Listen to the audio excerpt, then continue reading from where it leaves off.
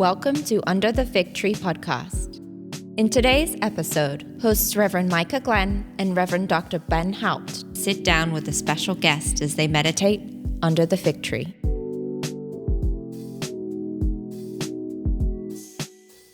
What's up? Welcome back once again to another episode of Under the Fig Tree. I am your host, Reverend Micah Glenn, the Director of Recruitment here at Concordia Seminary, always joined by my highly esteemed co-host, Dr. Ben Haupt. How are you doing today, bro? I'm good. We have kind of a thing for later on in the episode. We actually found figs on campus. We remembered. And I don't know if they're edible, but we both, but we're gonna try to eat them. we did bring them along. We each brought one, and by the end of the episode, we will take a bite. Okay.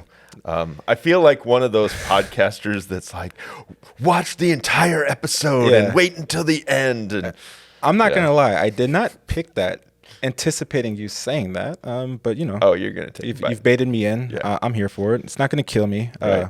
So anyway, when I do the introduction, you have things running in your mind, and I almost always call myself Reverend Doctor because I have it in my mind that that's the direction I'm going, and I like the sound of it, but not yet. Anyway.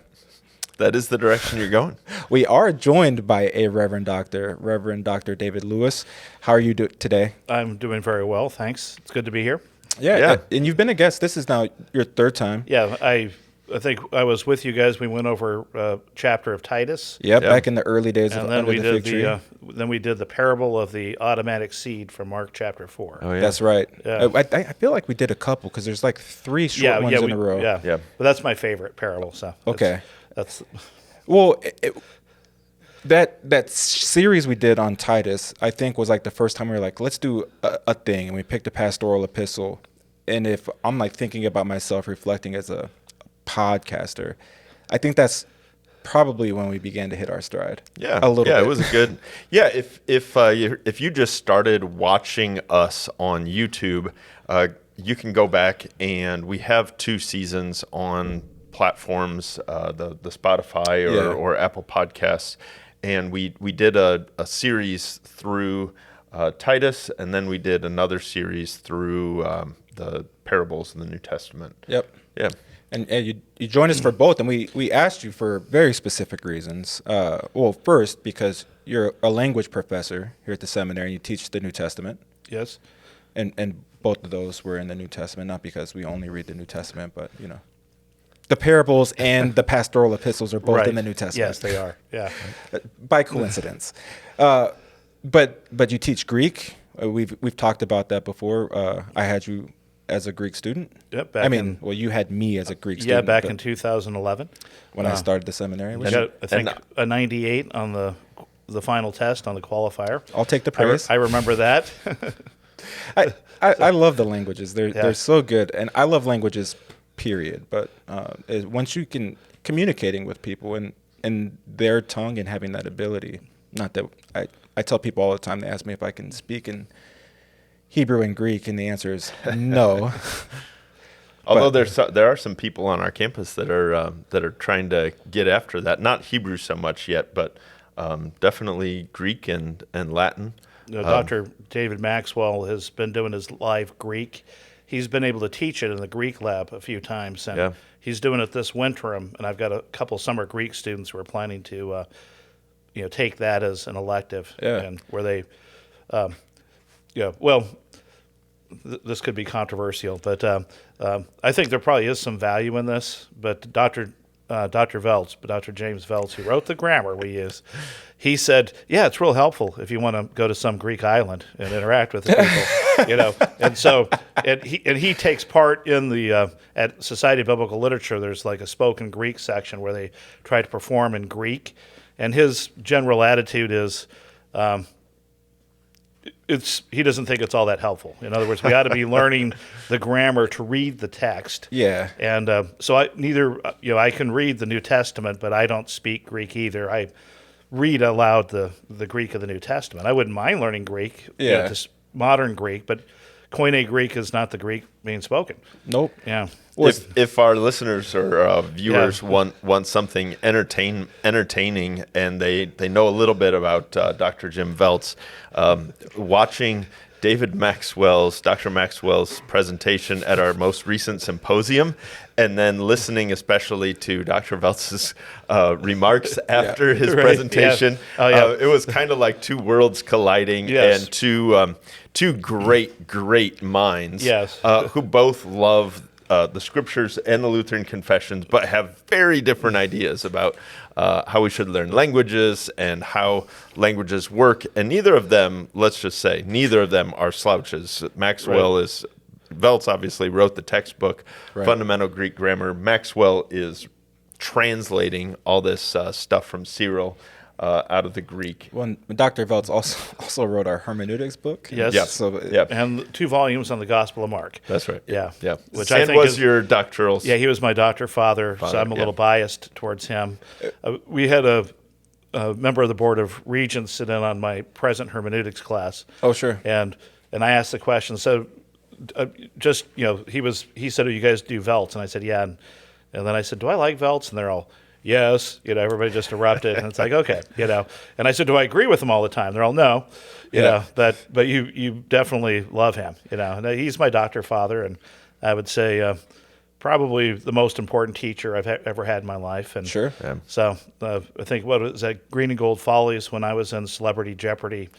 The announcer said that I was into all things Veltz, and I said, "Well, yeah."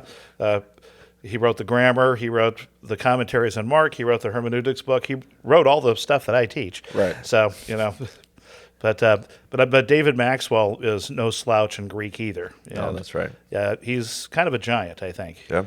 And translating Gospel of John from Cyril. Yeah. I think he's producing his own grammar on Cyril's Greek. Right. He and I have had a lot of conversations about the translation choices he makes, but they do not agree on how the languages should be taught. So I have a friend looking at becoming a pastor, and he's looking ahead, and he's like talking about Greek. Is there a way I could get a head start on Greek? And I was like, well, there is an online class that you can pay for. I'll say this. I was like, there are different grammars. And I was like, because my wife, Dorothy, took Greek at Concordia Chicago, and they use Machen, right. which is a different grammar, and people like Machen for different reasons. I was like, but I was like, I learned Greek at the seminary. So Dorothy had ideas about Greek, and she was trying to help me along. I started to take Greek here at the seminary, and then, the order of how things are taught are different. I was like, and that's significant. I was like, now having learned from Veltz, I was like, I think his order is right. Yeah, and let's talk about some of the differences because I think this is a really interesting episode for me because for those of our viewers, listeners that are thinking about coming to seminary, they know probably that languages are a big deal, not only for our future pastoral students, but also even a lot of deaconess students and certainly a lot of grad students need to take Greek and Hebrew. So let's talk a little bit about some of the differences. So with learning Greek, one thing is a pronunciation, right? There are differing pronunciations, and Veltz has some specific thoughts on that, right? Yes, he does. And it's interesting, if you read chapter 1, that's where he talks about the diphthongs. Yep. And now, what's a diphthong? A diphthong is any two vowels that come together, and it's really, in Greek, it's one open vowel, one close vowel that come together and make a single sound. Yep. And so like in English, we have these. You have an O and an I, oi, right? The two, and then you have an A and an I together, I, E-I, A. The same phenomenon occurs in Greek. There's a number of diphthongs that are pretty much identical to the English diphthong, same pronunciation. And what Dr. Veltz does is he has in the text a pronunciation for two diphthongs, and then in the footnote, an alternate pronunciation. Yep. And it's the continental pronunciation versus, I guess, the English American pronunciation. And then when he teaches Greek, he goes with his footnote. When I teach Greek, I go with the text because that's what I learned originally. I didn't learn from Veltz's book. I learned from Machen originally. And then when Dr. Veltz got his call to come to Concordia, I went on vicarage that next year, and I had a feeling he was going to become the big Greek guy. And so this shows, I guess, what a language nerd I am.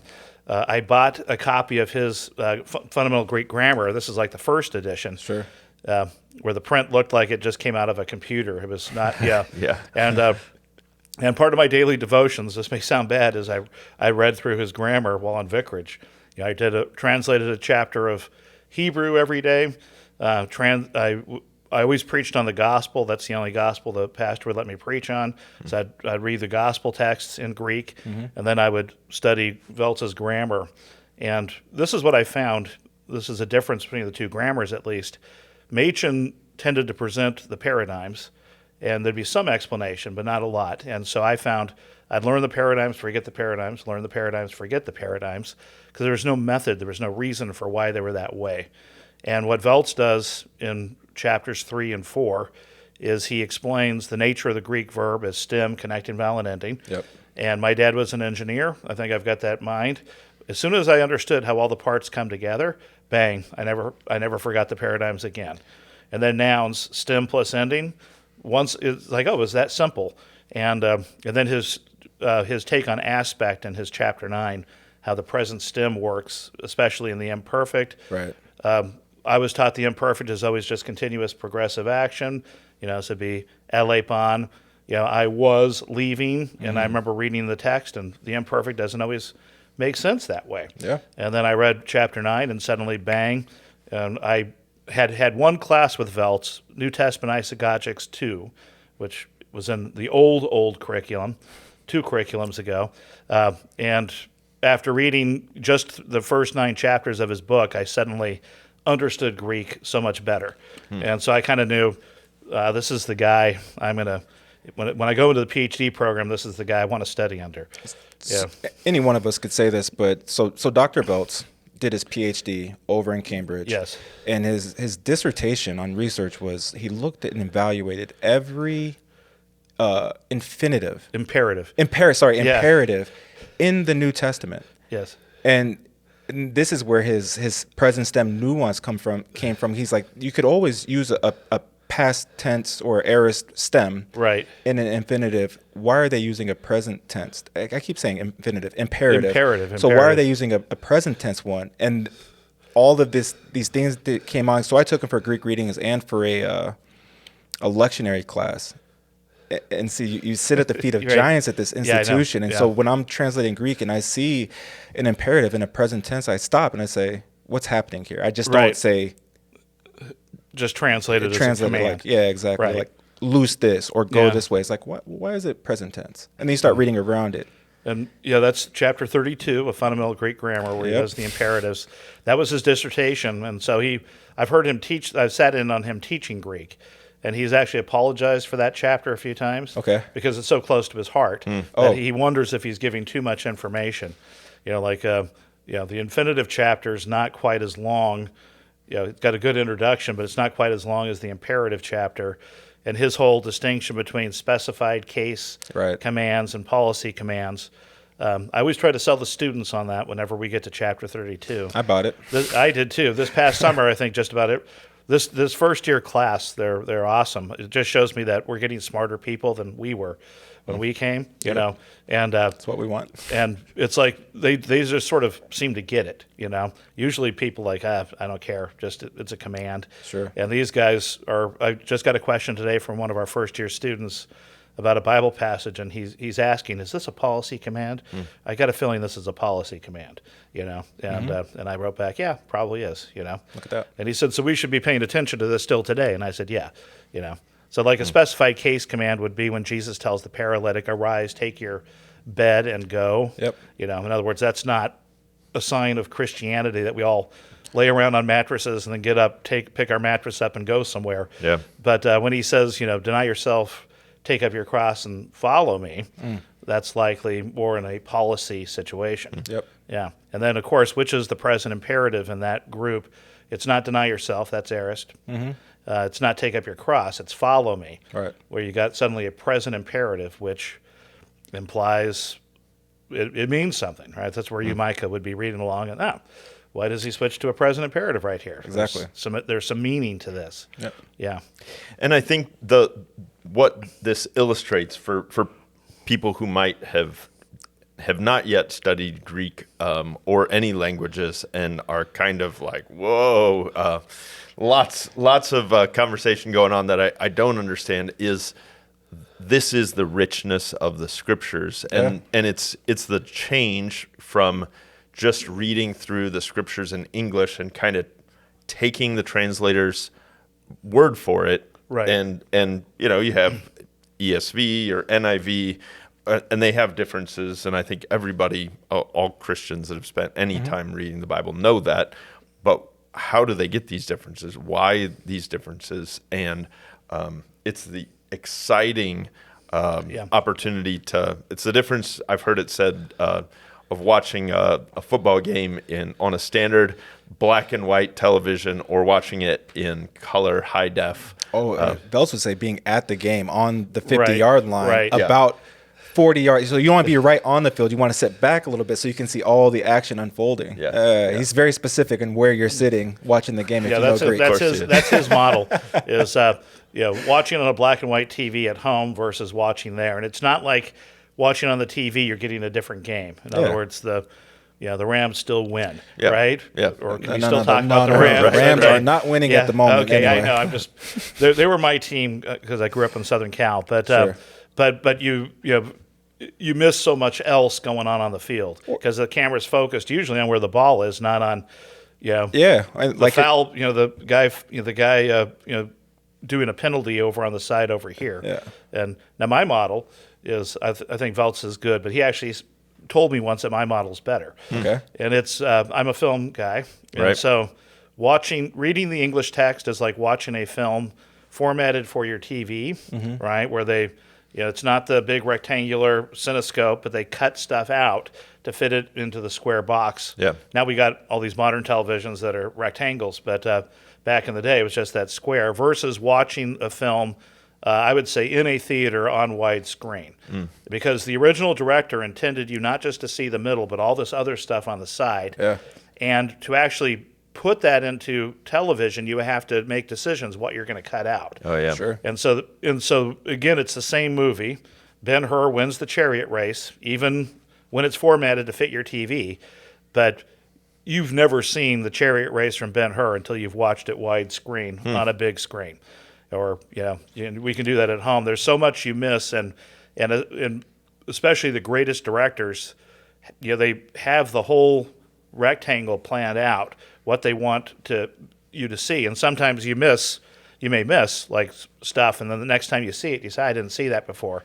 But formatted to fit your TV, you miss so much, and that's the English translation. It's good, but the translators have to make decisions. So that imperfect, is it supposed to be progressive? I was leaving, or is habitual? I tried to leave, or habitual? I used to leave, and they have to make a decision, and in making that decision, they cut it down. Yep.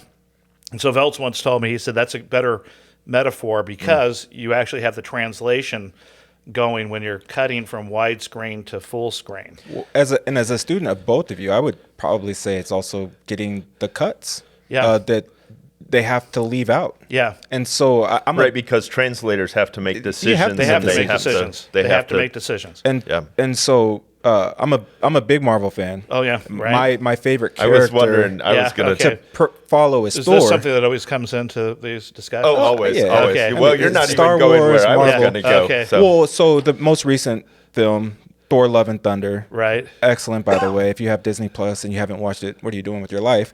But what didn't make it into the movie is, so they have like the kind of origin scenes for Gore.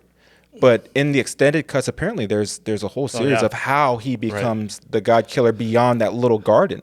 No spoilers, and they had to leave that out because you only have so much time as well. And I can't, as time progresses, I'm like, filmmakers, like, I think we've paid a lot of money to sit here. I'll sit here for 3.5 hours if you can keep me there for 3.5 hours. That's an excellent metaphor too. So now we got the released version is more like a translation than the director's cut, and so I would say reading the New Testament in the Greek is like attending the game live, sitting, sitting wherever you're supposed to be sitting. It's like watching a film full screen, and then it's like watching a film full screen with the director's cut, with those other scenes that he intended you to see, that translators, it's just translation, they have to make these choices. This is why we want our students to study Greek and Hebrew. So makes you a better preacher and teacher. Yep, they can bring, as Veltz would say, take your people to the game. Yeah, and that's and that's what I was going to say is for Christians who are reading their English Bible, that it is sufficient for salvation. You're still going to hear that Jesus Christ died on the cross for you for the forgiveness of your sins. Yep. But beginning to understand the nuances of how Matthew, Mark, Luke, and John tell that story of Jesus' death is one kind of further, a little bit deeper, and maybe we should talk about narrative criticism here at some point too, because we could go down that direction. But then the languages give you even further richness in your reading, and it's especially when you need to be a teacher of it. So not all Christians need necessarily to study Greek and Hebrew, obviously, but it's a great thing. It's a great opportunity to grow in faith. People, I get asked what's my favorite translation, and I'm always like, well, I have problems with all the ones that you're thinking of. I was like, my favorite translation usually is the one that I've done from the Greek or Hebrew into English, because I'm looking at the text, I'm studying the grammar, I'm looking at a lexicon, because not every Greek or Hebrew word has an English word that it can mean. Oftentimes, you have choices, right? Yep. And then you're looking at the choices, and you're like, okay, like it could mean this, or this, and you look around it. And again, I'm not a Greek or Hebrew scholar, but you get taught how to approach these things, and you make a decision, and then you write a sermon based upon kind of the commentary you've got from practicing translating the language, and it just takes your preaching and teaching skills and messages a little deeper for your people. So if you're listening and you're not a pastor and you've read the English Bible and you're like, my pastor said this, but I'm looking at the text and it says nothing about what he's talking about, right? Because there's motion from these languages that doesn't necessarily translate into English all the time. Yeah. I'm proud to hear that, because one of my goals as a language teacher is that my students would get to that point where they're not really happy with any English translation. Sure. Right? And the point is, again, once what you said, Ben, is true. The English translations are good. You're still getting the gospel narrative. But for those who are going to be professional teachers, preachers, I love to hear it when my students say, I'm not really happy with any translation, but the one I work out. Yeah. And people say, people have asked me, what's your favorite translation? I said, it depends on the verse.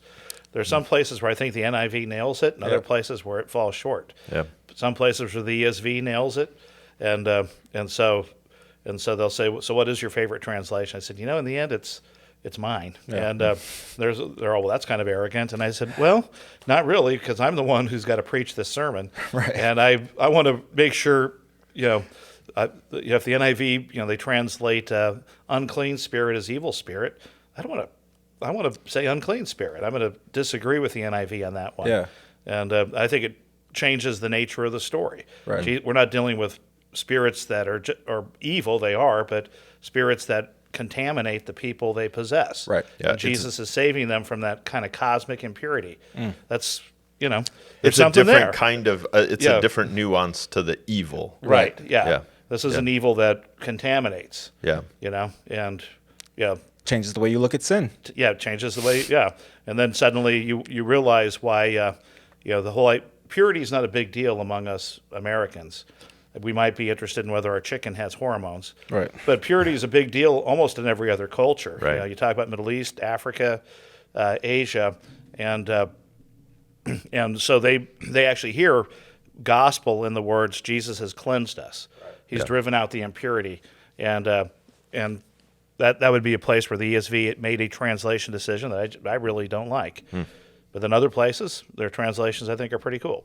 Do you find that students coming into class, they've memorized certain passages of Scripture, right? This is part of like catechism, right? This is part of Lutheran education, or just kind of Christian formation. A lot of pastors have their members memorize Scripture, and then are they kind of like initially scandalized when they're like coming into class and they're like, wait, I learned this passage this way, and now all of a sudden you're saying the translation is not quite right. Well, it's like John 3:16, the so-called gospel in a nutshell, which is actually it's a subordinate clause to John 3:14 and 15, right? It's explaining, why is, Jesus makes a comparison between the raising of the serpent on the pole, what Moses did, and the Son of Man being lifted up, and then you have for God so loved the world, and the word "so" could also be translated in this way: God loved the world in this way, namely He gave His only Son, right? Versus rather than like so much. And it's actually, the word could be read either way. Yeah. And everybody wants it. God loved the world so much, which is possible, and then you get someone like me or Jeff Gibbs I agree with him on this translation, Dr. Jeff Gibbs, another one of my great teachers, that God loved the world in this way. This is the way He did. Kind of thus. Yeah, thus. And pointing back to 14 and then students get scandalized, and then I said, well, this is John, so it could be a double entendre, right? Yeah. Which John likes to do. And then Ephesians 2 verse 8, for by grace you are saved, and we make a big deal. That's a perfect, right? Yeah. Past act, present result. So have been, and as a result are now in a saved condition. So not are being saved right now, but have been, and now you're in the saved state. So by grace you have been saved through faith, and this, right? What does this refer to? It's tauta, right? It's tauta. It's a tuta. It's a neuter. Oh, yeah. A tuta. And if I ask the English speakers, so what is this referring to? They all say faith, right? This faith is not of yourselves. It's a gift of God. And they've heard it preached that way, right? Even by Missouri Synod preachers. And then I say, faith is a feminine noun. Yeah. Tuta is a neuter. That's right. Pronoun. If it was tauta, you could say faith, but since it's tuta. It's tuta. Exactly. It's not faith. And you look, there's nothing neuter before.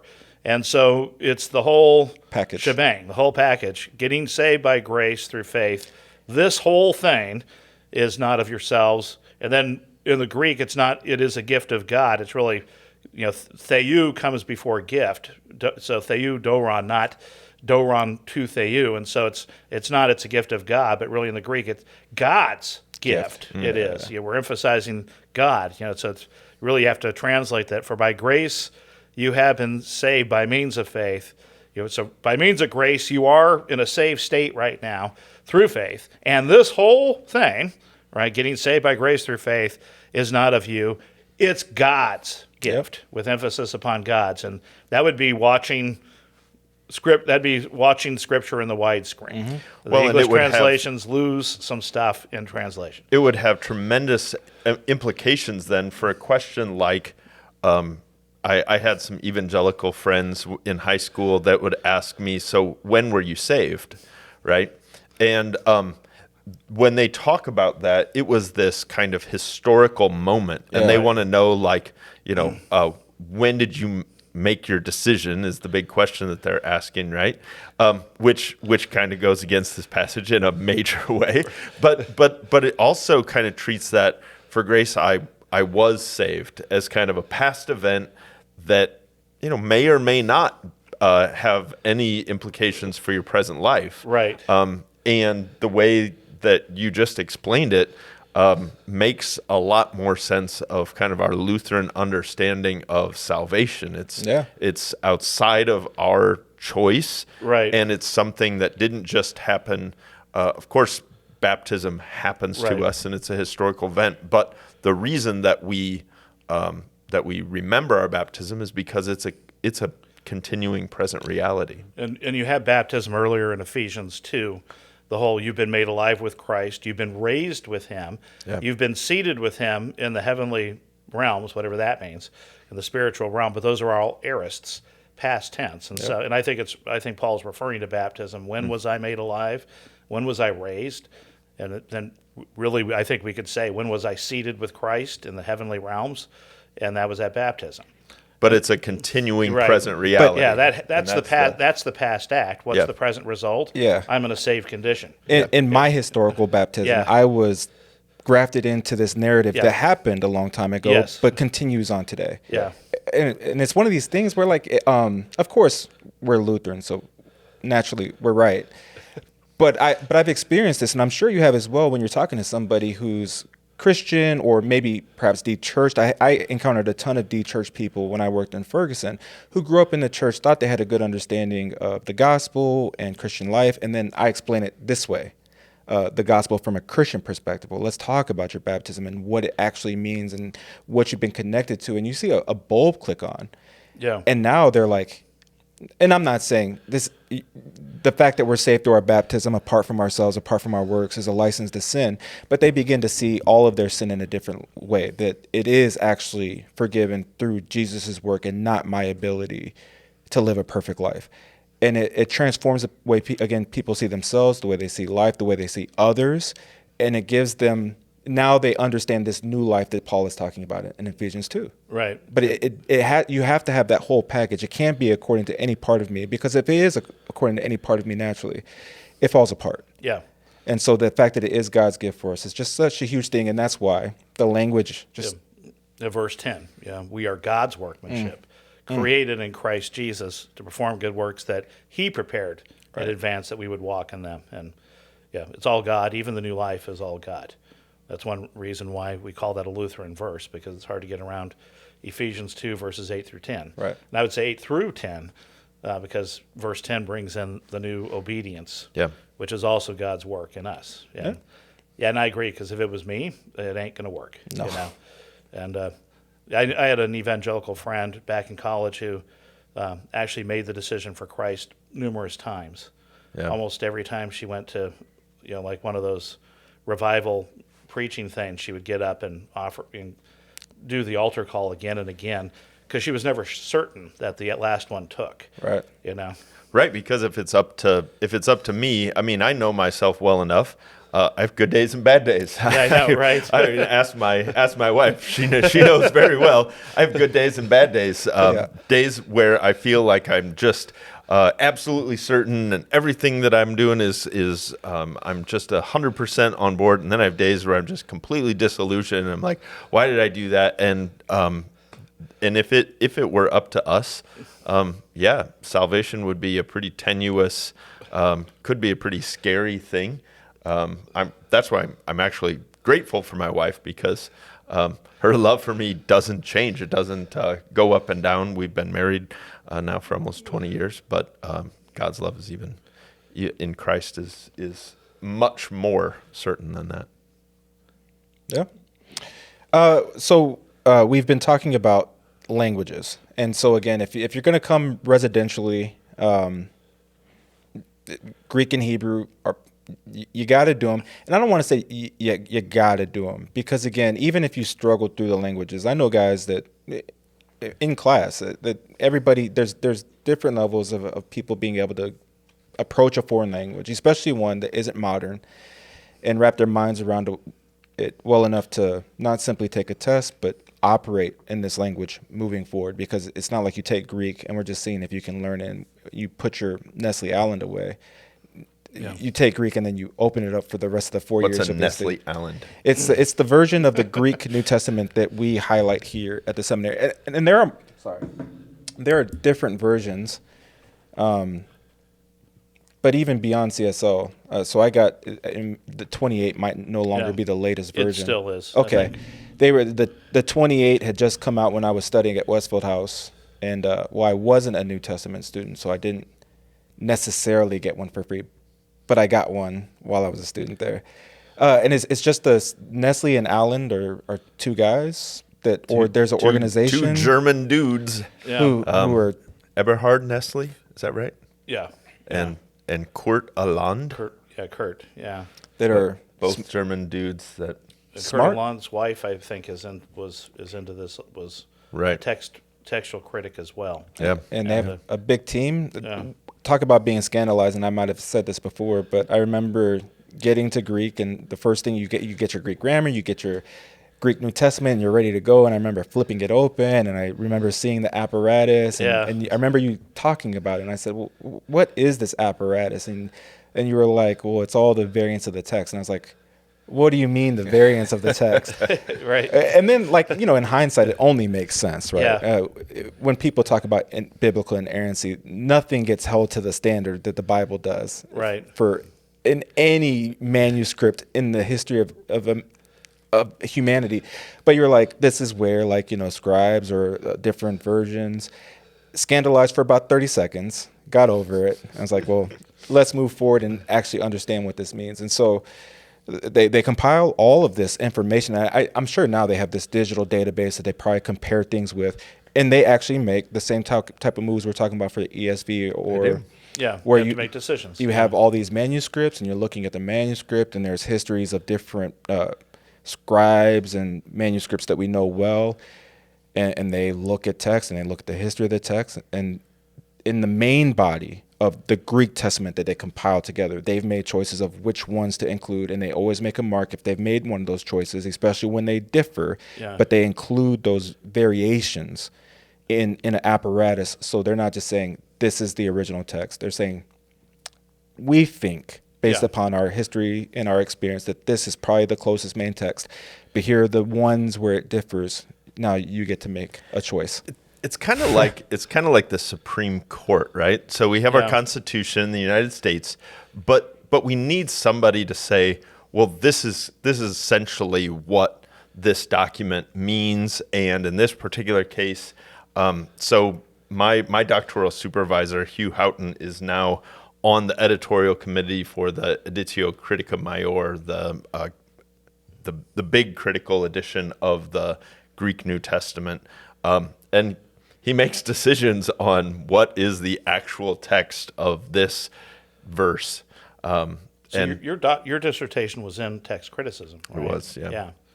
And I would say of Nestle Aland, that's a nice analogy, but we're here, the scholars, able to disagree with the Supreme Court. Sure. So now, if we're lawyers, we get to say, yeah, they decided Miranda, but I'm going to determine now that he didn't need to know that his confession, he didn't have to confess, And but here we could actually look at the evidence down below and decide, I think they made a mistake here, and I'm going to go with this reading.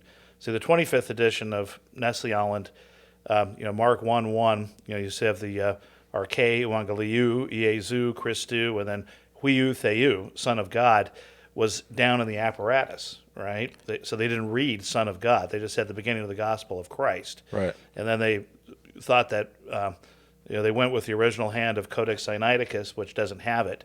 And most evangelical scholars continue to read it as part of the text. It didn't matter what Nestle Aland said.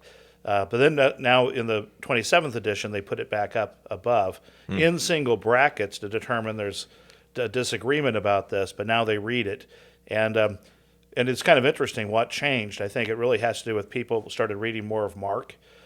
Mark, in other words, they're saying it's more likely someone added Son of God up the Christology than took it out, right? And now the conclusion is, well, actually, you read Mark, the Christology is pretty high. Right. The main title of Jesus is Son of God, right? You're wondering who knows that he's the Son of God. And the only human is the centurion at the foot of the cross, which is another reason why I'm Lutheran. It's at the cross that Jesus proves his sonship. Yeah. But then you realize, it probably was original. And now I think they say, likely the copyist of Codex Sinaiticus made a mistake, right? And I know you've probably seen it. It's Son of God is actually it's in between the lines, carried in sort of where it's supposed to be, right? And by the first corrector of that text. And is it a nomina sacra? Is it shortened? Yeah. So they have it's abbreviated. So a nomina sacra is an abbreviation. So kind of like you'd see the Cairo, right, which is the X with then a large P, right. But that's actually an R or rho, right? Yeah, it's an R in Greek. But those are the first two letters of Christos. Right. So the writers would abbreviate as they're writing Greek. They would abbreviate something. Yeah. And so a lot of times in Christu, they'll do the chi, and then the upsilon, the last letter, the first and last letter of the name. and then tilde. Is that right? So it's on over the top. That kind of signifies, hey, this is an abbreviation. Yeah. So huiu thehu is then upsilon, theta, and then upsilon. Yeah. Which is then ink and paper used to be expensive, right? Yeah, I know. So, well, and they were using parchment. I think that was animal hide, and papyrus and parchment were pretty expensive. So, if you can say space. Yeah, I think Jeff Clough and then J.E. Keith Elliott, who's a world-renowned text critic, and Clough is our text critic. For I'd say the chief text critic of our denomination. They were characterizing it like, Codex Sinaiticus, the copyist went through one day and did all that, and then his boss came and said, "You missed Son of God," and pins it in. He pins it into the line, that very day maybe. Yeah. And but that would be a place where even Nestle Aland will change what they read from edition to edition. And then if there's a text that they don't think is real, but it's been so important in the history of the church, they put it in the double brackets. And I don't want to scandalize anybody watching, but this would be like the long ending of Mark. Sure. Right. So for our viewers or listeners, even in English versions, go to the English version of their Bible to the end of Mark and look at what their English version footnote says from Mark 16:9 through 20. And I think ESV puts it in single brackets. Probably. And I think they do the same thing for the woman caught in adultery in John 7:8. Yeah. And maybe the Comma Johanneum. Yeah, right.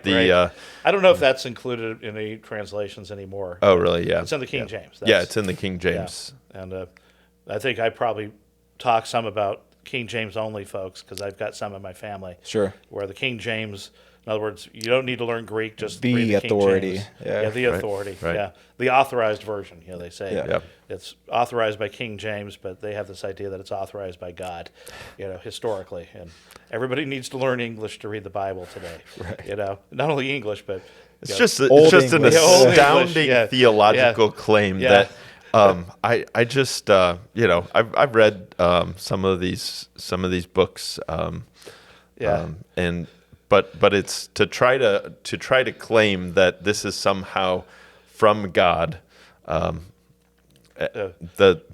it's the authorized translation. I mean, even Luther, he's very open about how he translated the Greek New Testament into German, and he's defending certain things that he did, but I don't think he's ever claiming like divine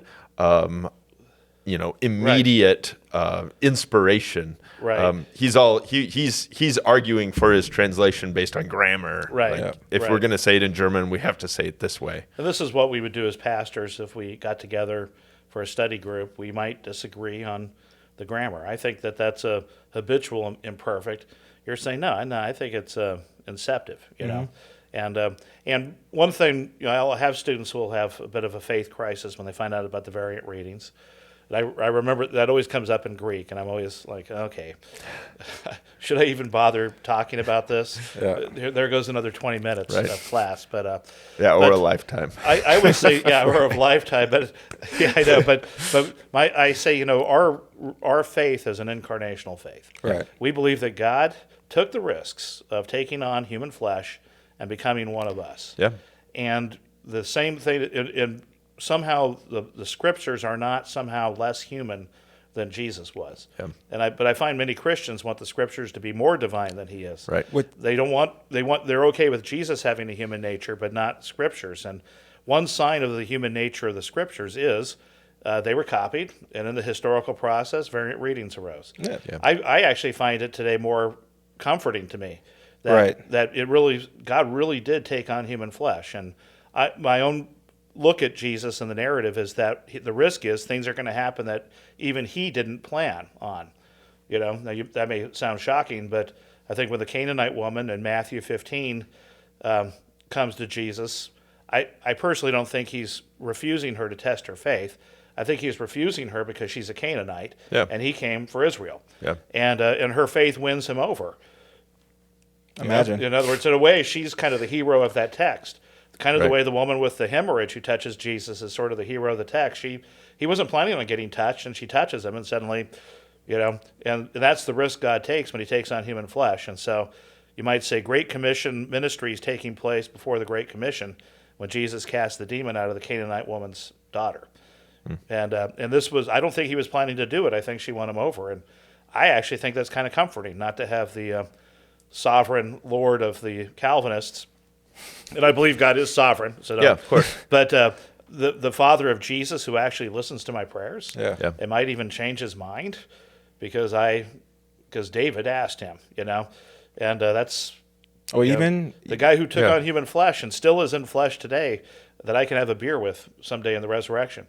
If he likes beer, right, or wine, better, wine, right? For sure, wine, to me, that's just mind blowing. Sure. Yeah. Well, I mean, it's even like you could do this in the Old Testament. You could do it with Jonah, right? Where God is going to destroy Nineveh. They repent, and he says, "All right, well, never mind." Jonah's frustrated. Yeah. But God's will is accomplished. The same thing with Abraham for Sodom and Gomorrah. Well, what if there's 10? What if there's 30?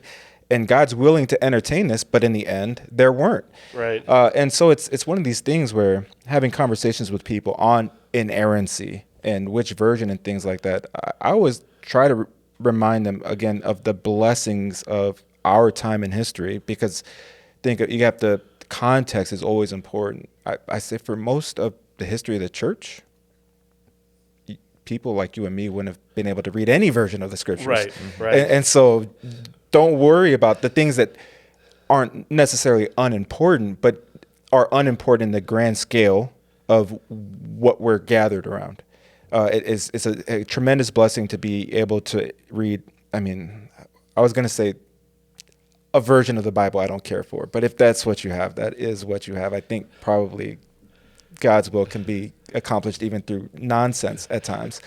But it's just one of these things where, again, what is it that we're gathered around, and what is it that is being preached, and what is it being communicated, whether it's written or spoken, is the thing. And it has to be Jesus, him crucified for your sins. And that's what we're trying to get at in all of this, for the sake of people's salvation. So I'm definitely charged up to get back into my Greek New Testament. But for our listeners, our viewers who have not ever studied Greek or Hebrew, and they're thinking, when I come to seminary, the summer before the program starts, I'm going to do kind of the Greek boot camp at seminary. But what could they do right now? What is the best? What are some good things to do? Would you recommend that they get the Greek grammar and start to do it on their own, or what would be some things that a prospective student who's kind of jazzed up after listening to this and says, I really want to dig in, where do I even start? And I would, I think getting ahead is always a good thing. Yep. You can actually find some lectures by Jim Veltz, Dr. Veltz, who wrote the book. I think they're available through Concordia Theology. I think they're on CSL Scholar, right? CSL Scholar. Scholar.csl.edu, and then if you search Veltz, VOELZ, you can find them there. And I'll have had students. Some students who've come here have actually taken his year-long course. I think where they meet once a week, and that gets them ahead. Some guys will watch Veltz. I would say usually up through like chapter 10. And so they kind of at least coast the first couple of weeks. Yeah. And I would say, if anything, probably the best thing you can do is get the grammar and study chapter 1, get the alphabet down, go on to chapter 2, get the accents down, and that right there would give that first day where we spend all 3 hours just going through the alphabet, the diphthongs, syllable division. If you get that down, and that first day, you're going to have the base to continue. Dr. Veltz argues he thinks if you don't get chapter 1 down, you're never really going to master the language. You know those guys who never really learn to pronounce, and then we have them read the sentence, and it's like, dude, man, now we got to go. You should go back to chapter 1 and start over again. But so what's the name of the grammar again? It is Fundamental Greek Grammar. I think now it's 4th edition revised. And that's important. There are, as as we all know, on Amazon you can find every edition of every book now. So the 1st edition, the 2nd edition, the 3rd edition, even. Don't buy them because you will be required to have the new edition in class. There is a 4th edition, too, and then the 4th edition revised.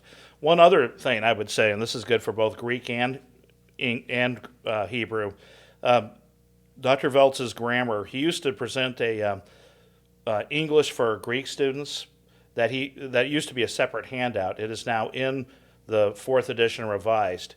And I would advise just go and restudy English, because one of the biggest problems students have in learning Greek is they don't know English. Right. Yeah. And so when you talk about case, when you talk about tense of verbs, they're not really sure what those things mean already. They were taught that probably in grade school. And right, like 8th grade or something. Yeah. I remember we even had to diagram sentences back in the 8th grade. Yeah. But you don't know about that stuff. And just relearning English. Right. And then he's actually got a review that's very helpful to get you thinking, okay, there's phrases, there's subordinate clauses, there's clauses, this is what case means, this is what tense means. And I think that would be one reason to get the book early. I would say study at least chapter 1, and then read the Greek review, the English review for Greek students. Mm-hmm. And then if you can find time to watch Veltz on CSL Scholar, probably, if you could watch all of his lectures, that'd be great. You might even be able to take the qualifier and not have to take summer Greek. But that's a big time commitment. Yeah. But at least watch him, I would say, through chapter 9. Yeah. And if you can, that will then set you up for the first 2 weeks where you will be ahead of the game. And you have some idea of what's coming. I think a lot of times for languages, again, everybody in theory in America maybe was required to take a year or two of some foreign language in high school or something like that. But they're all different. Yeah. And so, again, now not just different from French or Spanish to English, where the alphabets are kind of similar. Now you have a new alphabet. And, again, case and things like that. And I think people just get overwhelmed and burdened by the idea, and they just get swallowed up with this ocean just because they're just intimidated by it. And I always tell people people ask me all the time, because we're getting less and less people that have Greek coming into the seminary. Just take a deep breath.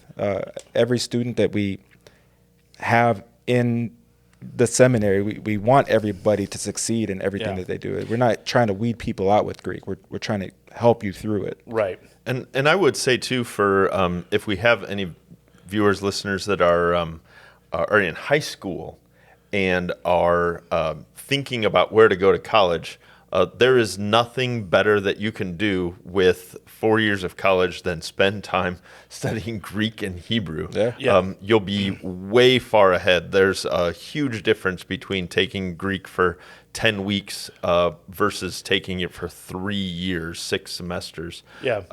And so if you have the opportunity to take Greek and Hebrew in college, our Concordias definitely teach those.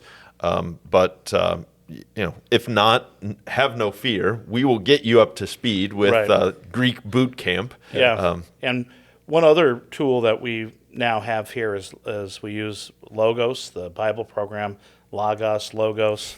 It's given, not really given. You end up buying it, but at a reduced cost. And with Logos, you can bring up the text, the Nestle Aland 28 text, or the BHS, which is the edition of the Hebrew Bible that scholars use, and basically the textual apparatus is there. Mm-hmm. Just with a click of a mouse and a symbol, you see all the variant readings. It parses verbs, gives you the definition of words. It's a really helpful tool, and I think students who learn the language in the summer and then start actively reading on Logos, they advance, they keep the languages. It takes some discipline, and I would say if you love, I love the Word of God, which is one reason why I love Greek and Hebrew. I actually believe that God is still speaking to us in the 66 canonical books of the Old and New Testament. Yeah. Even the Antilegomena sometimes. But I agree. I agree. You don't have to sell me on that. Well, you had me for John of the Catholic Epistles where we talked about that stuff. Yeah. But and that's where that was a great class. With you and some of that. Yeah, that was a great class. It was a great class. Yours was the a very first class that you taught at the seminary. I know. Yeah, it was ever long at ago. the old campus. I had him when he was a brand new prof. It was my last year. Yeah. It was a fun course. You preached it as a graduate student. You preached a sermon on the blind man and going into the discourse, Jesus, Good Shepherd discourse. Yeah, Good Shepherd discourse. I think I made the point. I made the point that narratively, you should see the blind man still at Jesus' feet. Yeah. When he launches in, because there's no division in the narrative between 9 and 10, and then he brought that up in his sermon, and I was just like, looking around, and then nobody's ever said this before. Nobody's ever said this before. But my teacher told me it's true. No, nobody ever said this before. And I remember some people taking the Bibles out and like, and that was, but that gets into the narrative approach, which we tend to advocate here too. One other piece of advice I would say is for somebody who did do the 10-week boot camp, if you are going to do a thing and you're trying to wrap your mind around the language, you mentioned it before because I'm a mathematician. Well, at least once upon a time before I became a pastor, I was a mathematician. My kids going through elementary school, bringing it back out slowly but surely. But Greek is very formulaic in how the words get formed. And it's a inflected language, meaning the form of a verb or a word determines what it means and what it's attached to and how it beyond functions itself. In the sentence, right? And so we talked about connecting vowels, endings. So every verb has a stem, a connecting vowel, and an ending. And if you begin to wrap your mind around that for the verbs, as they begin to change, as they become participles and things like that, it'll be less overwhelming if you understand the formula of the language. Even nouns and things like that have a formula to them. Hebrew's a little bit different. It works differently, but Greek itself, that's why, German is like the modern engineering scientific language. But before there was German, there was Greek. And that's why you see Greek symbols all over math equations, because, again, Greek is a formulaic language. And I would say it I don't know if it ever breaks its rules for how they're formed. I'd have to go back through the grammar to figure that out. But I don't think that it does. If you learn the formula of how things get put together in Greek, you'll do well to learn the language. There's of course, there's the whole principal parts chart at the end of fundamental Greek grammar that goes through all the irregular verbs, and there are a number of irregular verbs, but even in that, their stem changes, but the formula stays the same. Depending on their tense and things like that. So I would say, as way of advice on this line, if you could watch the Veltz videos, that'd be good. Get his book, learn chapter 1, get the alphabet, vowels, consonants, diphthongs down.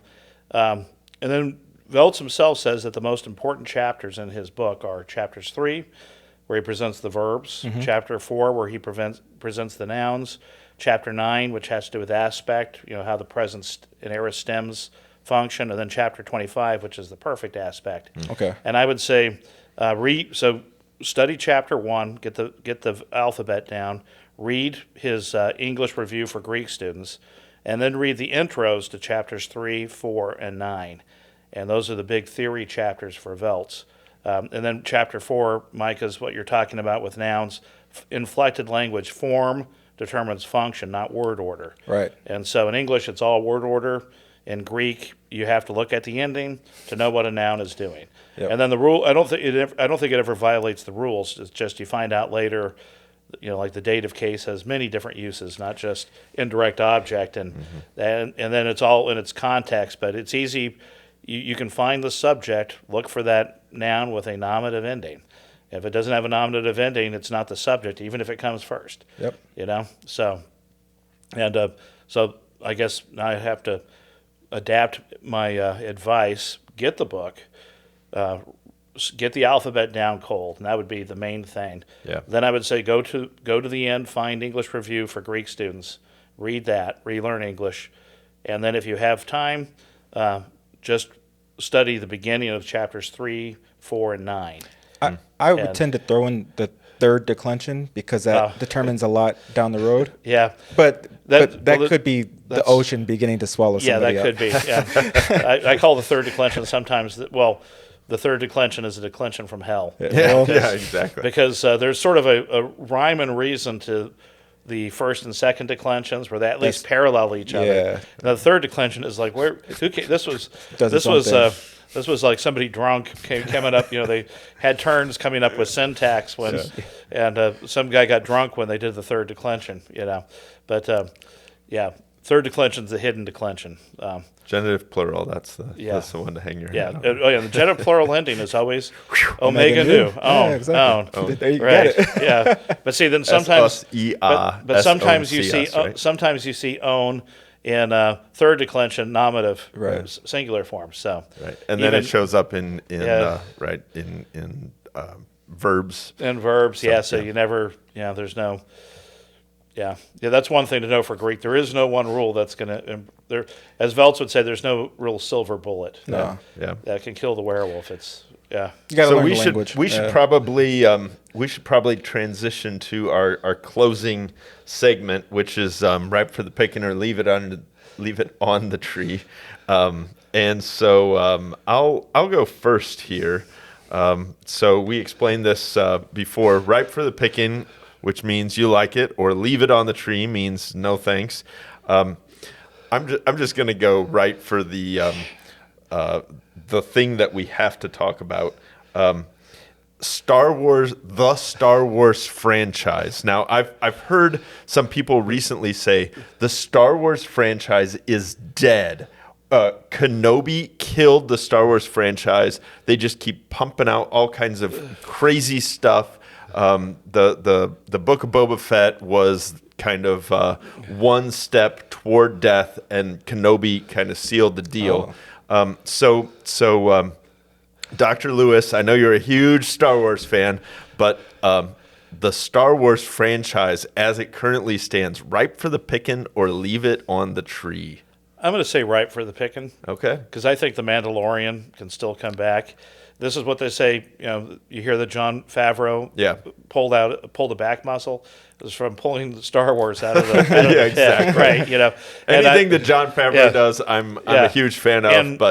And we watched Book of Boba Fett. It could have been better. Yeah. But basically, when the Mandalorian came back in, it got really good. It got really good, exactly. right? Exactly. I mean, didn't it? And now we have Baby Yoda choosing the way of the Mandalorian versus the way of the Force. There's got to be more, and then the Kenobi series. It was worth it simply for the final confrontation of him and Darth Vader. It makes sense of their confrontation, the original Star Wars. Last time you were the master, I was, and you don't really see that yet but you see it in that scene where Kenobi beats him again, and I remember my son John and I watched that. He wasn't really a fan, but that one scene we're like, okay, now we understand why Kenobi, and we would also say all the animated versions, like the final death of Darth Maul, where he actually dies a Christian in Obi-Wan's hands because he believes Luke is the Messiah. Little Christ imagery in there. And I remember we actually wept because, Darth Maul is like one of those bad guys that you actually kind of want to get redeemed. Yeah. Like Darth Vader. And so Obi-Wan redeems, Obi-Wan kills him in a scene that I think is dragged out of the samurai movie Yojimbo. Not Yojimbo, Sanjiro, but where two guys face off on one move and one guy gets killed. And then you have Darth Maul basically finding hope in the fact that Luke is the one, and he dies a Christian in the faith. Yes, you will see Darth Maul in the resurrection of the just, because he's saved by grace, through faith, and not by his own works. Come to Concordia Seminary so you can hear Dave Lewis explain movies and how they connect to our Christian faith. Well, we have a Faith and Film Festival coming up. You can find info for that on the website as well. For me right now, I'm gonna say I'm leaving Star Wars on the tree for the moment. Okay. I actually didn't even finish the Kenobi series. You've kind of tipped me off that I need to finish it, but I was so thoroughly bored with it. That I just left off, and then I haven't watched. I like the actor Ian McEwan. Yeah, he's good. I just He's like good him actor. so much that I'll stay with him even through a bad movie, Fair. just because he's there. Yeah. So. I mean, right now I have to pick and choose what I watch. I haven't watched everything Star Wars, not because it's Leave It on the Tree for me, just because I'm a father. I'm a graduate student. I have a full-time job, a part-time job. Just two characters, Mandalorian and Baby Yoda. Well, Yep. no, That's Mandalorian. why it's right for the It's pick. solid. Yeah. I was gonna ask you a movie one. Okay. You know what? It is what it is. Right for the picking or Leave It on the Tree. The new Jurassic Park movies. So this is like Jurassic World and the two that follow. Have you seen Dominion? I saw it. I on haven't a seen plane. Dominion. Okay, I saw the only first watched it one. because I was on an airplane. The first one, I'll say, right for the picking. I like Chris Pratt. and I can enjoy anything he's in. Sure. And I like seeing dinosaurs, and I like seeing dinosaurs eat people. So I'm kind of easy to please. I think the original Jurassic Park, I saw that at the Esquire. Oh, right. And actually, Dr. Bob Rosine saw it and tore it apart in class. He critiqued it. And so I felt compelled to go with my wife. And I think Spielberg's a great director, and it was a great adventure movie. And so I'm hoping. I haven't seen the next one though. So, Jurassic but I'll Park. just say still right for the picking. Any movie with dinosaurs can easily be redeemed. Yeah. I mean, they can go either way though. Yeah. And so I watched Dominion on the airplane. It was a Jurassic Park movie. So I don't know if nostalgia is the thing that made me be like, it was okay. It had a little cheesy moments where I was like, I don't know if you guys. The first need to do one that. was ripe for the picking for me. Everything after has just been like Fast and Furious 9. Oh, Like, okay. I don't know. It's just another dinosaur movie. They're running from dinosaurs. They've overcome the amusement. To which park I would say and- they're running from dinosaurs, but they're running from dinosaurs. Yeah, right? exactly. I mean, I was a big dinosaur fan when I was a Yeah. little kid. Same. And so basically, I remember watching, 2 Million BC with Raquel Welch, where they have the animatronic. What was the guy's name? Harryhausen. Used to have the animatronic, the skeletons from Jason the Argonauts. He had these animatronic dinosaurs, and they're again kind of cheesy animation today, but just fun to watch. I was a dinosaur, so I would say because I grew up as a dinosaur fanatic, Yeah, I wanted fair. to be a paleontologist Sure. Yeah. when I was 4, just to dig up dinosaur bones, and so that's, in other words, even the cheese factor in the first Jurassic Park, it's like, get the kids survive. They kill off Samuel Jackson, which was messed up. They kill off the British hunter and the lawyer. But they got Dennis though. Yeah. Dennis Nedry. Yeah, I know. So, and I was thinking, I was kind of thinking, if they really wanted to do this, they should have killed the kids and let the. But still, dinosaurs. That's, for me, at the end of the day. That's And the first movie came out, was like 92, and I was 8. And so it's like I've been growing up with these films. When Yeah, the yeah, first it's hard movie to- came out, it was just stunning, and Yeah, the idea was really interesting. Yeah. But even like the original like sequels. you Yeah, they watch, were. you're like, I would say none of them stand up to the first. Yeah, fair. But I don't know. Yeah. It's like All all the right, dirty. so- It's like all the Dirty Harry sequels. None of them are as good as Dirty Harry, but it's Clint Eastwood shooting people. Yeah, So yeah, exactly. bang bang. Yeah. All right, so next one, we're in the fall season, and when this airs, I think we'll still be in the fall season. College football, ripe for the picking, or leave it on the tree. Okay, I might lose my man card, but I'd say leave it on the tree. I've never been into watching sports on television. Sure. Yeah. My dad was a sports fanatic. That's all we would have on TV all fall. And it was like he used to smoke cigarettes, and I vowed as a kid, I am never going to smoke cigarettes. And he would spend all day, every weekend, watching college ball. Yeah. And I just said, I'm not going to get into this. And I didn't. I could sit with friends and watch a game. Yeah. And there it's more the social interaction. Right, But I right. just, I mean, it's not that I hate it. It's just not for me. I'm not going to spend my time Yeah. doing it. And I got too much to do anyway. So if I'm going to, if I'm going to use my time, I'm going to watch a movie. I'm going to watch a Star Wars movie, not college football. Sorry if that. I'm kind of in the same place. I think our community knows that I'm a Notre Dame fan, which is kind of hard because they've just been so awful for so long. So it was mostly about my childhood and going to a couple of games at the stadium and seeing Touchdown Jesus, which was kind of a magical moment. But they haven't really been good since 1987 or whatever. So, well, see, I could watch Rudy anytime. That's a good great film. Yeah, man, I love Rudy. So I might even say like sitting down and watching an entire game is probably leave it on the tree even for me. College football is a leave it on the tree for me. I don't have a favorite college team. When people do, I'm like, how? Usually it's attached to like you're from some obscure place, even from my dad played country. My dad played college ball from I Tennessee. Oh yeah, so that was one reason. But then he became a beatnik and encouraged my brother and me not to play. I'm not gonna lie. I mean, my boys don't like football, but like I still have football injuries. Yeah, and I probably would discourage it.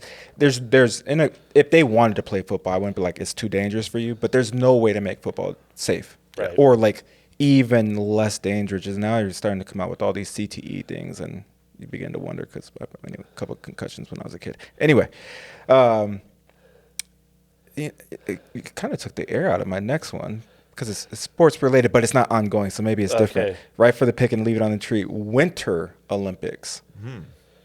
I'm going to say right for the picking. Okay, I was wrong. I might lose my man card, but for what I like about the Winter Olympics, I like watching the female figure skating. Sure.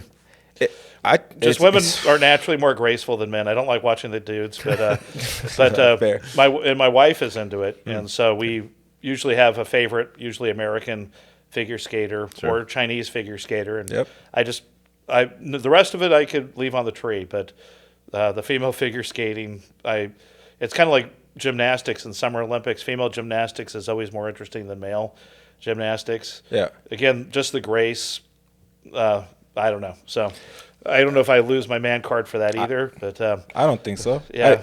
I don't watch a ton of Winter Olympics. If it's on and I like to watch like bobsledding and or skeleton. I think it's just insane. Like I think like, oh, that'd be fun, and then reality sets in. I'm like, they're tripping like that. It's so reckless and dangerous. In Summer Olympics, I just like swimming and track, but I like swimming. Summer Olympics, I like a lot more. Yeah. But when it comes to gymnastics, we like to watch the female gymnastics, and I like to watch the swimming. I like to watch. I remember the '72 Olympics, which is one of the most controversial Olympics of all time. That summer, I think we watched the Olympics all day. Sure. And I remember that was when Mark Spitz got his 7 gold. That was when the American basketball team got the silver against the USSR because they beat them, and then last minute a Russian timekeeper said there was a minute left, and then the Russians scored, and they beat us by 1. And I think when they did the layup, you see the 2 Americans have been fouled, laying on the ground, and I remember hating communism ever since. Where were the '72 Olympics? Where were those held? Munich. And isn't that also where like? Anyway. Yeah. Terrorism and things like that. Okay. It's before my time, so I always have to look at the history annals. Yeah, it's probably leave it on the tree for me. My wife likes Olympics more than me, but if it's on, I will sit in the room and like glance at the TV for 2 minutes, like especially if somebody's doing downhill skiing. Sure. Either slalom or the jump. I'm amused by that for like 10 seconds, and then I go back to reading about cryptocurrency. Snowboarding half pipe. I take it back. Snowboarding half pipe is insane as well. Something else that I would. They hurt themselves. All right. Go ahead. Last one for me. Right for the picking or leave it on the tree. The television sitcom The Office. I would say right for the picking. All right. I really like the original British version with Ricky Gervais. Oh yeah. But I like the American version lookalike, too. my doppelganger. Yeah. Is that what people say? That's what people say. Is that Ricky Gervais and I? Now that you said it, with the beard. Yeah, with him the beard. having the beard. Yeah. I would say he looks more like you than you look like him. Whoa. So, but I haven't seen all the American, and I still need to catch up. I'm just behind in a lot of watching, but I think The Office is funny. So. Yeah. So Right here's the moment. It's ripe for the picking. I'm actually gonna do this. Oh, it actually looks nice on the inside. I'll bet, man. Unless you want it, Dave. it does. Go ahead. It does look nice. See, and like I'm looking at the texture of it, and now I'm nervous. Can you get that on camera? Here we go. All right, I'm just. It's pink inside. Oh, yeah. But all right. It's got a real earthy flavor because the outside is not ripe. Actually, Mine's quite sweet. Green, is it? Yeah. Yeah, mine's not ripe enough, and so the outside. I had one like this a little while ago. It's too unripe, and so it kind of tastes like dirt. So the texture got me a little bit. It's sort of ripe. The Office for me is totally ripe for the picking. In fact, my family and I just finished watching through it a second time last night. So, man, do we like The Office in my house. We've watched it through twice. I'll watch The Office anytime it's on. Like, it's easily a top 3 sitcom of all time for me. Yeah. And if it might be before seasons 8 and 9, I probably would have put it at the top for me. Season 9, we actually started to understand why it's so zany. Yeah. I mean, I could do without Robert California, but other than that, oh really? I think he saved season 8, if you ask me. But anyway, I mean, season 8 is just kind of rough, but season 9 I think makes a lot more sense. So I won't go into my whole theory for why season 9 makes sense. But, okay. So it's right for the picking for you too. Yeah. Oh, I love The Office. Yeah, it's such a good show. But yeah, I won't harp on why I think it's so good. But it is the character development as things go on, the different dynamics of The Office, and how things play out, and how they, sometimes a sitcom goes on for a long time, and it just moves forward, and things from the past become completely irrelevant. But they have a very clever way of the writing is amazing, putting things right back in that you forgot about, and then you get the nostalgia from early. They're very clever, and I appreciate that. Anyway, Parks and Rec would be up there for me as well, kind of along the same lines. All right, right for the pick and leave it on the tree. And I like to throw food ones in there just because I'm such a foodie person. Rhubarb. Ooh, right for the picking. Yeah, my family in Wyoming used to grow rhubarb in their gardens. Okay. And my grandma and my Aunt Floribel, who was married to my Uncle Sam, used to make rhubarb pie. Mm-hmm. And then my Aunt Floribel would also make rhubarb strawberry pie and rhubarb cherry pie. Okay. And I think my favorite pie actually in the world would be a rhubarb pie heated up with a scoop of vanilla ice cream. Okay. My mom could make rhubarb pie very well too. I remember we went to Wyoming. We're driving back to California, and I don't know if you know, when you enter California, they got these stations to check if you have any fruit or vegetables. And she admitted that we had rhubarb, and the guy was going to confiscate it. And then she contraband. Contraband. So she said, "Well, you're just going to take it home, and your wife's going to make rhubarb pie." So she took it, and still on the Arizona side of the border, or no, I think it was the Nevada side of the border, and she walked off the road and then dumped it in the dirt, rolled it around in the dirt, then put it back in the bag and came back and gave it to him. And she said, "If I can't have it, you can't have it." And take that. Yeah, that was my mom. She was. That's awesome. Yeah, Wyoming cowgirl. Hey. And but I love rhubarb. That's easily right for the picking. For me too. My mom and my aunt would make. We love rhubarb pie, rhubarb and strawberry pie. Yep. Awesome. But also, my mom and aunt made this thing called rhubarb dream squares. Oh yeah. Which was kind of like an egg white sugar top, and it would kind of crisp up. But it was kind of like a lemon bar, but made with rhubarb. Yep. Okay. Amazing. Yep. I could eat an entire pan. Yep. No problem. I know about those too. So. Yep. I had rhubarb for the first time after meeting Dorothy. Wow. Because rhubarb is one of her favorites. And I remember when she was first describing to me, she was like, it's like red celery. And I was like, well, why would that taste except good? insanely bitter. Right? Yeah.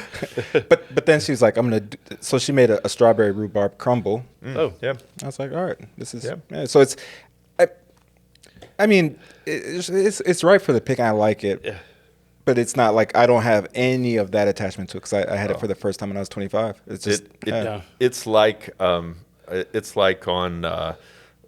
what's the show with Ratatouille where you eat it and it takes you back to your childhood. Yep. Yeah, that is what rhubarb does for me. Yeah. I'm like 3 years old and I'm eating rhubarb cream squares and everything in the world is right. Yeah, it's for me one of the ultimate comfort foods. Yeah, awesome. Exactly. Just brings me back to That's good to know. Our visits to Wyoming and my grandma frying chicken and then making rhubarb pie. Sure. Yeah. Well, again, for our viewers, listeners, please let us know about any ideas that you have for Ripe for the Picking or Leave It Under the Tree. I'll use them. Micah probably already has a million things on his list, but my list is I keep on getting to the end of my list, so I need some ideas. I have so many that I've never asked anybody. Yeah, Winter Olympics, that was a good one. Yeah, that was this is my Ripe for the Picking or Leave It on the Tree list. Yeah, listeners, help me out. Seriously, I need some serious help here. It's just going well. Dr. Lewis, is always, thanks for coming on the show with us. It's always one of those things where it's like learning Greek. Just as you go, you bring a different nuance to the show for us, a different direction, and bring things to life. Probably at some point, maybe we should just have you on dedicated to talk about faith in film, because I think our listeners would really appreciate that. Any last little piece of advice that you might have for anybody that's kind of like around or maybe beginning to approach their discernment process, thinking about becoming a church worker? Yeah, I would say talk to the people in your life whom you trust. I mean, one of the reasons I came to the seminary was I had a lot of people tell me that I should. Yeah. My parents, pastors, other people at church, family members, friends. And so I would say don't just keep it to yourself, but actually mention this to your pastor, to your parents, and listen to their counsel and their guidance. In other words, likely, if there are a lot of people in your life telling you that you ought to be a pastor or a deaconess, there's a good chance you should, right? That God is using those people to put this upon your heart. Yeah. And that's what that would be my advice. Talk to the people you trust and listen to them. That's excellent. Yep. And as always, if you're listening and you're not thinking about it, but you're a listener and you see somebody in your congregation that you know that you think should be, do the same, because again, you never know. Seeds get planted and they go. Well, again, thank you for having, thank you for coming on and joining us. Good to be. Thank you for inviting me. It's always fun. Absolutely. Yeah. And if you're listening and you're thinking about it, and let us know who you are. And in fact, still going on in the linked in description of the episode on the podcast, or at least on the YouTube page. If you go to www.csl.edu/admissions, you can get to our request for information, but the link is on the YouTube page. And if we don't know who you are currently and you submit your information through the page, we'll send you a copy of Sculptor Spirit by Dr. Leopoldo Sanchez. Please like the episode on YouTube, share it with people around you. Thank you for listening, and we'll see you again next time under the fig tree.